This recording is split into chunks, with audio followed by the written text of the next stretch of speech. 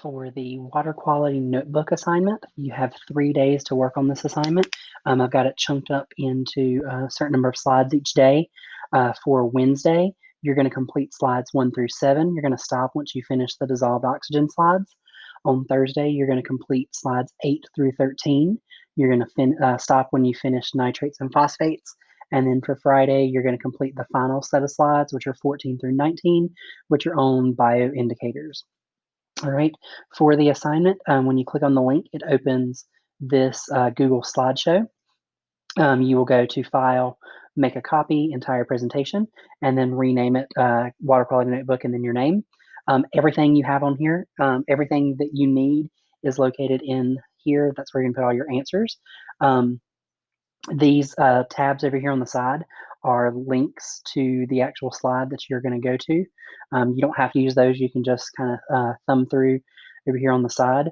But those options there for those hyperlinks are there. So your first one, how would you define water quality? I want you to give me your answer here in this box. You'll delete that and type your answer here. All right, then you're going to move on to the next slide. So what is water quality? It is determined by measuring substances in the water besides water molecules.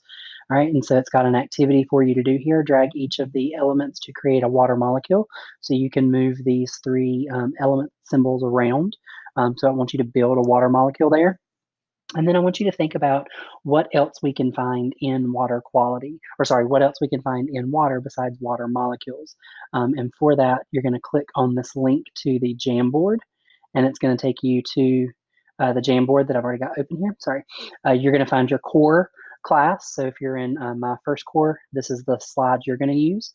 If you're in my second core, you'll use core 2. And if you're in core 3, you'll do core 3. So you just toggle to your slide from here. You're going to either enter or create a sticky note with your answer and your name.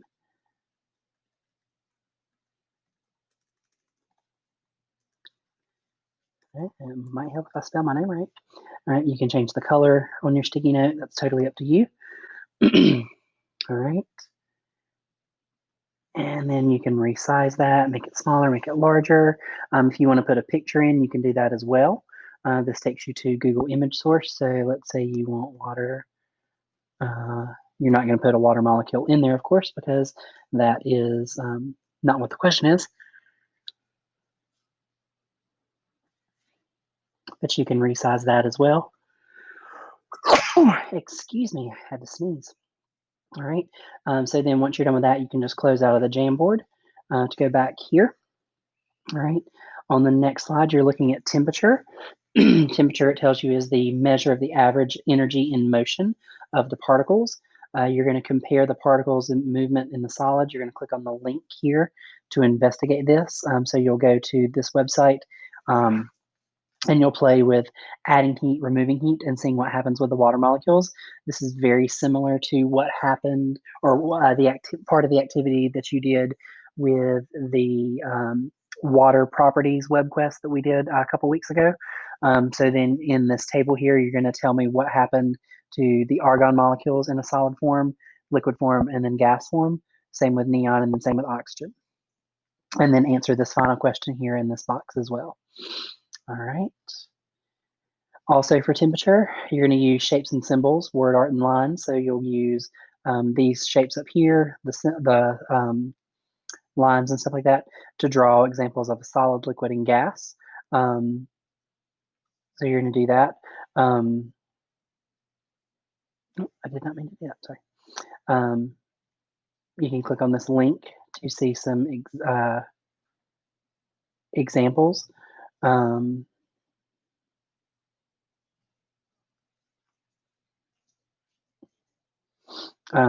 you'll create an image, put that in here. Do not go to Google and find an image. I want you to use the Shapes tool or Google Draw to put your images here that you're going to do.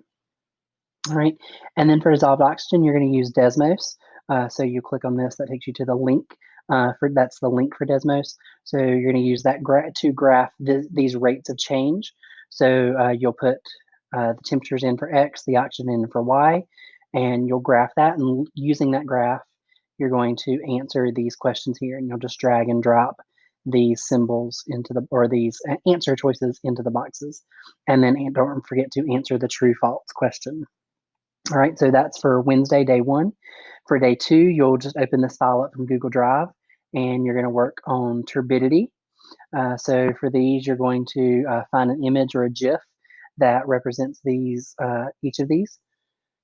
All right, and then you're going to drag and drop these pictures of different beakers of water, placing them in highest turbidity to lowest turbidity. All right, and then you've got a couple reviews here where you've got a question. Describe the temperature, dissolved oxygen, and turbidity of a high quality trout stream in western North Carolina. So you may have to do a little bit of research on that. Then you're going to move on to pH. You're going to drag and drop the terms neutral, base, and acid as to where they go on the pH scale. And then you got different examples. You have a true false question, and then you've got different examples to place them from lowest pH to highest pH in these boxes.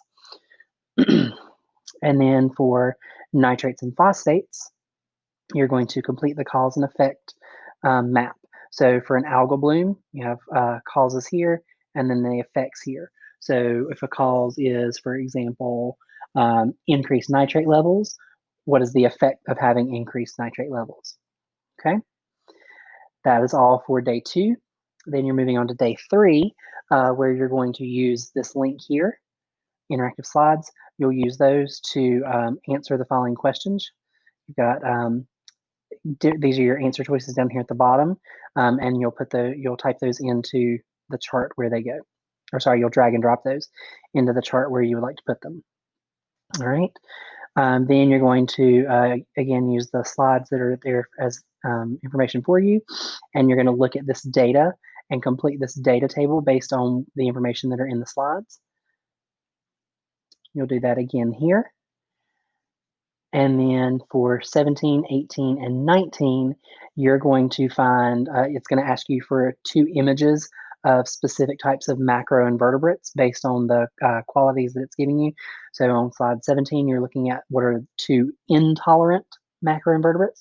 So you'll find 2 different images of 2 different organisms there. On the next one, you're going to find 2 moderately tolerant macroinvertebrates and put their images there. And then for slide 19, 2 tolerant macroinvertebrates and put the images there. Once you're done with that, submit the link in Canvas, and that's all for this assignment. If you have any questions, feel free to